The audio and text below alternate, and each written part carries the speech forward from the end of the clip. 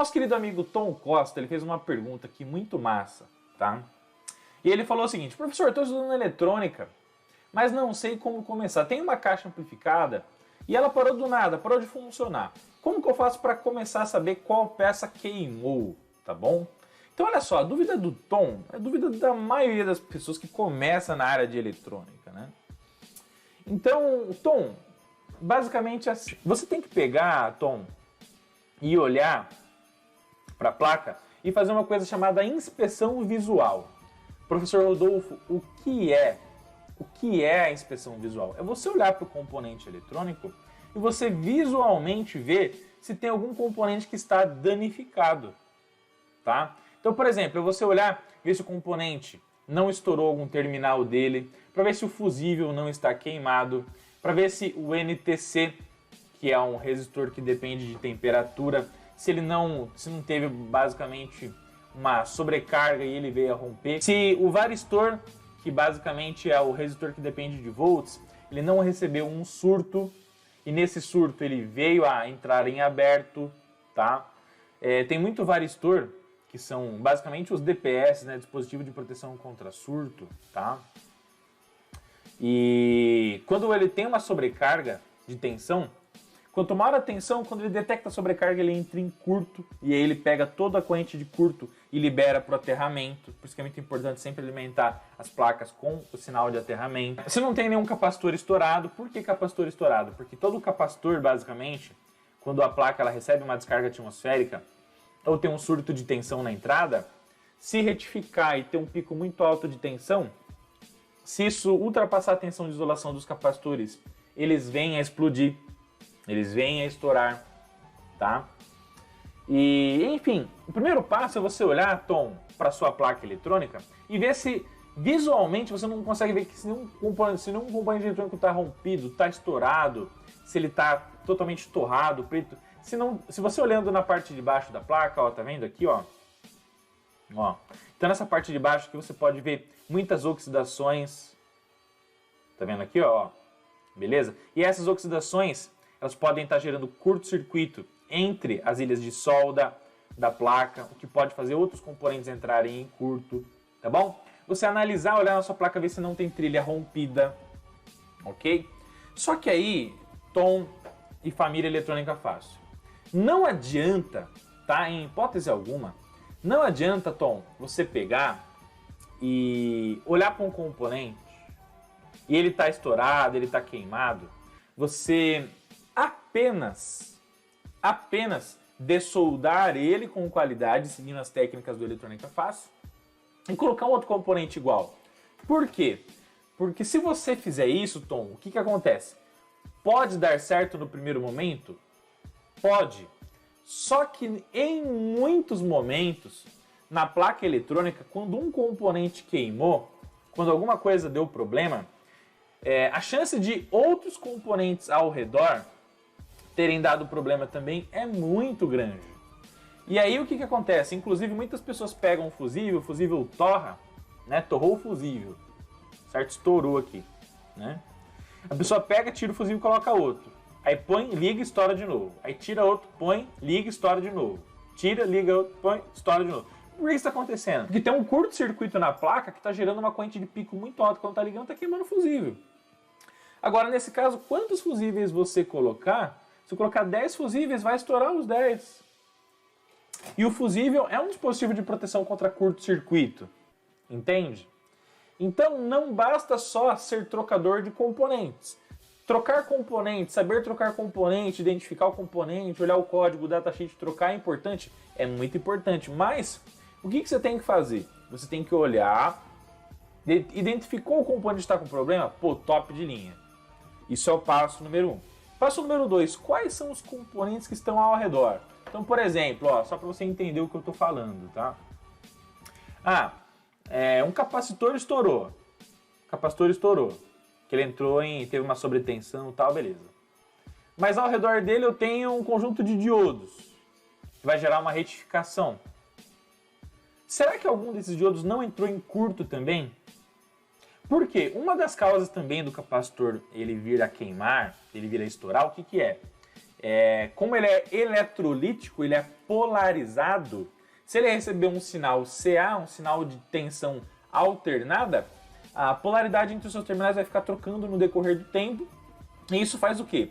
Isso faz basicamente com que ele venha a estourar pelo fato de você trocar a polaridade nas suas placas internas, que não podem ser polarizadas de forma errada, tem que ser polarizadas de forma fixa, contínua, corretamente. E o que pode gerar isso acontecer? O que pode gerar isso acontecer é basicamente o diodo retificador que está na sua placa eletrônica, por exemplo, o diodo SMD, tá? Se ele entrou em curto, ele não consegue retificar o alternado para o contínuo. Ele basicamente vai pegar o alternado, se ele entrou em curto, o alternado vai passar direto, vai para o capacitor. É a mesma coisa vocês olharem esse esquema eletrônico aqui, ó. Se você olha esse esquema aqui da nossa fonte de alimentação ajustável, do curso de eletrônica fácil, pensa assim, dois diodos entraram em curto. Então, quando eles forem retificar, que tem que conduzir no semiciclo positivo e bloquear no negativo, ele não vai conseguir bloquear, ele vai pegar o alternado, como ele está em curto, ele vai direcionar diretamente para o capacitor. E é por isso que o capacitor queima. E aí, se você tira um capacitor e solda um capacitor novo, na ilusão que somente isso poderia corrigir o seu trabalho, isso pode dar errado. Por quê? Porque daí você vai ligar, os diodos estão em curto, vai passar o alternado para ele de novo, ele vai vir a explodir, estourar novamente. Isso vai gerar uma frustração total, tá? Então, passo número 1, inspeção visual. Passo número 2, você tem que tentar analisar, Tom e família eletrônica fácil, o seguinte. Em que contexto aquele componente eletrônico está trabalhando no seu circuito? Por exemplo, se é o capacitor, ele está trabalhando como filtro capacitivo, tá? Tem uma ponte retificadora ao redor dele, você vai medindo continuidade ali com o multímetro. Tem diodo potésto diodo, médios diodos, tá bom? Tem circuito integrado, próximo, por exemplo, você tem um conjunto aqui de circuitos integrados, né? Acha o pino de tensão positiva de alimentação do CI e de alimentação negativa, mede a continuidade do positivo e negativo dele, vê se não está em curto. Começa a testar os componentes que estão ao redor daquele componente que a partir da inspeção visual você detectou uma falha nele, um problema, tá bom? Por quê? Porque tudo aquilo que está ao redor influencia no que está no meio, tá bom? Então, dica do professor Rodolfo. Encontrou um problema visualmente? Testa com multímetro os componentes que estão ao redor. Diodos, resistores, capacitores, CIs, transformadores, indutores, vai medindo. Achou algum problema? Seja num diodo, o que você faz? Dessolda aquele componente da placa e testa ele fora.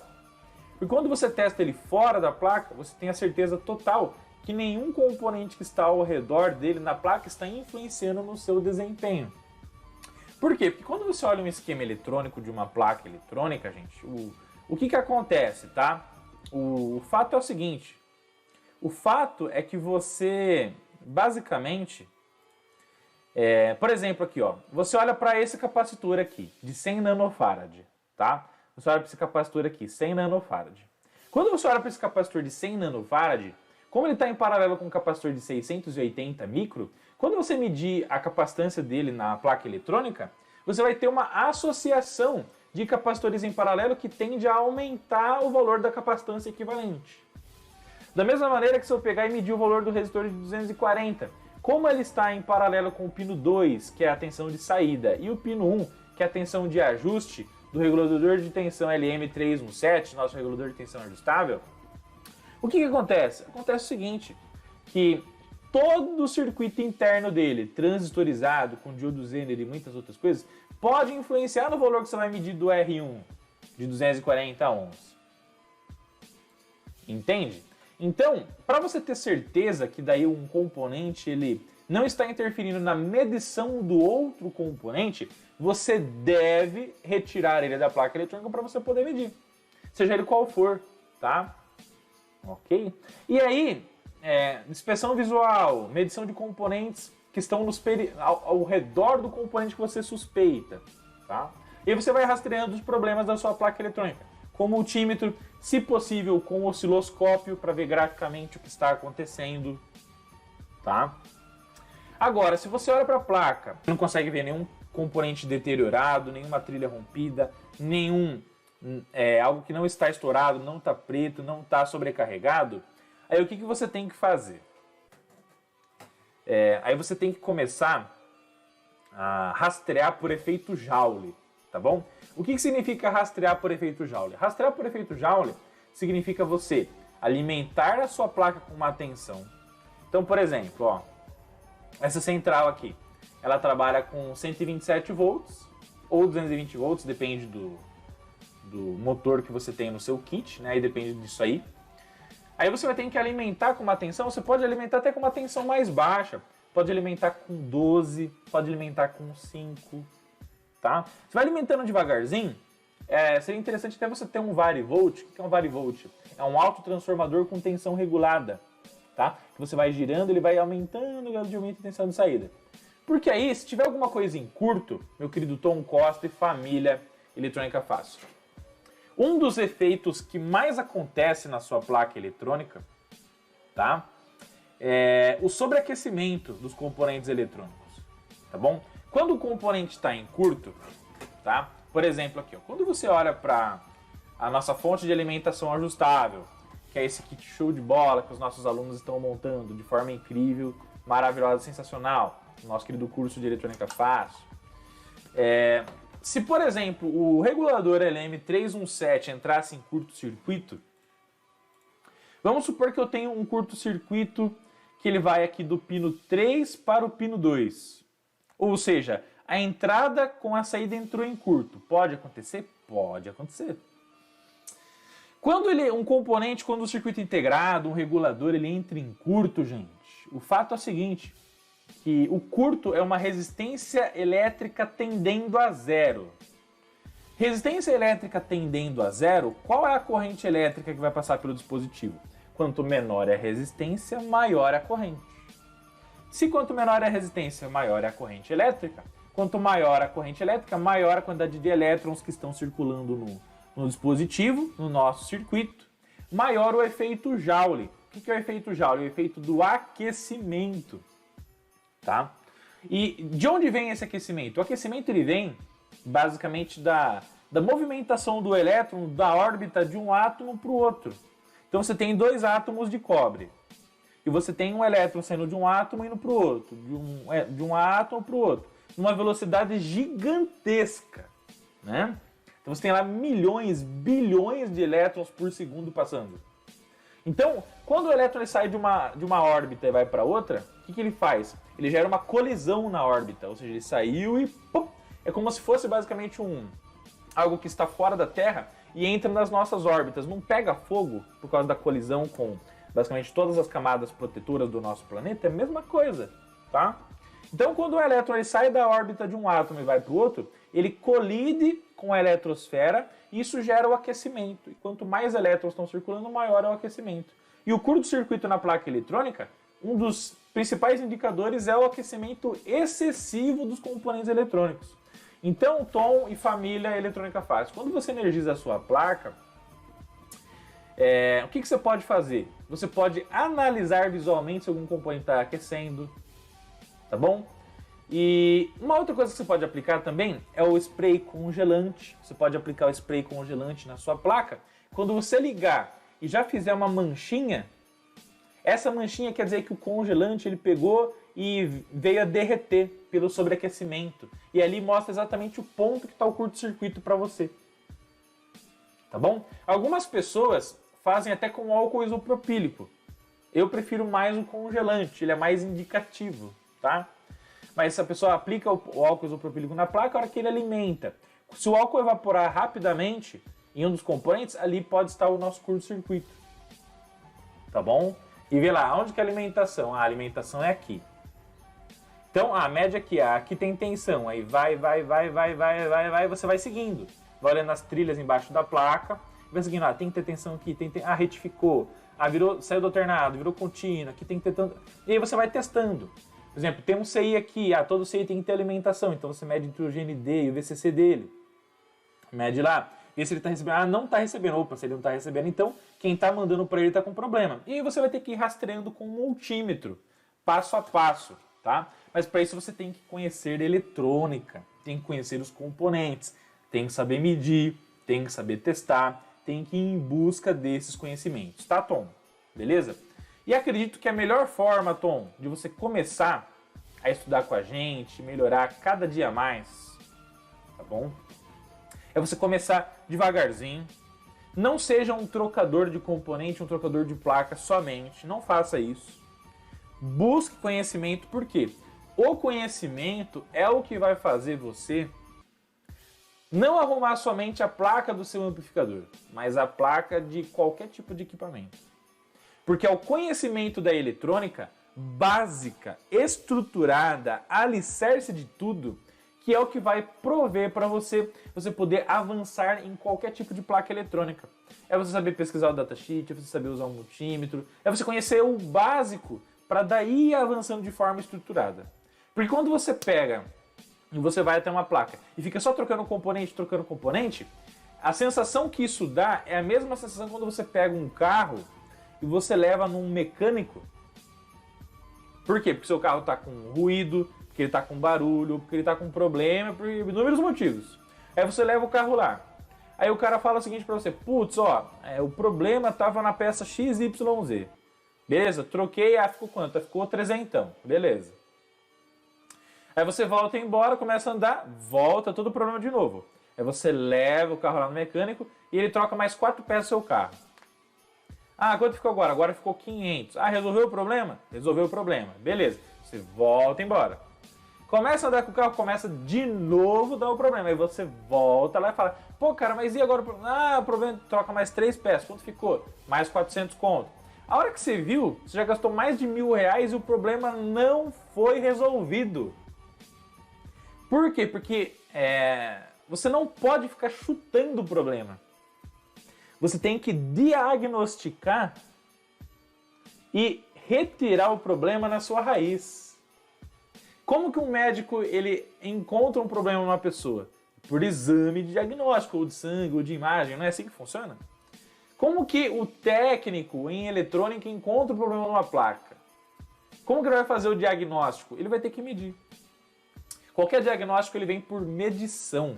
Não é assim que você sabe se você está com colesterol, com glicemia alta, com inúmeros problemas no sangue da gente, tal, no corpo da gente. Então, como que você sabe isso numa placa eletrônica? Você tem que diagnosticar a partir de medição. Como que você faz a medição? Aquele cara ali, ó, ou com osciloscópio, ou com multímetro. Então, esse cara aqui, o nosso multímetro, é o pai da situação do problema. É ele que vai nos ajudar a ver o que está certo, o que está errado, tá? Isso por número, né, quantitativamente, e o osciloscópio com análise gráfica qualitativamente, a partir dos sinais que ele vai mostrar pra gente, tá? Mas, Tom, deixa eu dar uma dica aqui pra você. cursoseletronicafácil.com.br, os links estão aqui na descrição do vídeo, tá? E baixa o nosso e-book incrível e começa a ver como a eletrônica é espetacular, com o conteúdo top que a gente está dando nesse livro maravilhoso, feito com muito carinho para todos vocês, tá bom? E vamos estudar eletrônica junto, porque assim, juntos é que somos mais fortes, chegamos mais longe.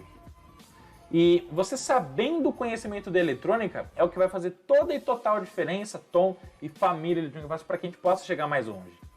E aí com os conhecimentos que o Eletrônica Fácil dá, o curso de Eletrônica Fácil dá com mais ênfase ainda, com toda a nossa metodologia, é que você com certeza vai ter o melhor desempenho possível para poder fazer os seus reparos e chegar muito mais longe no mundo da eletrônica. Beleza?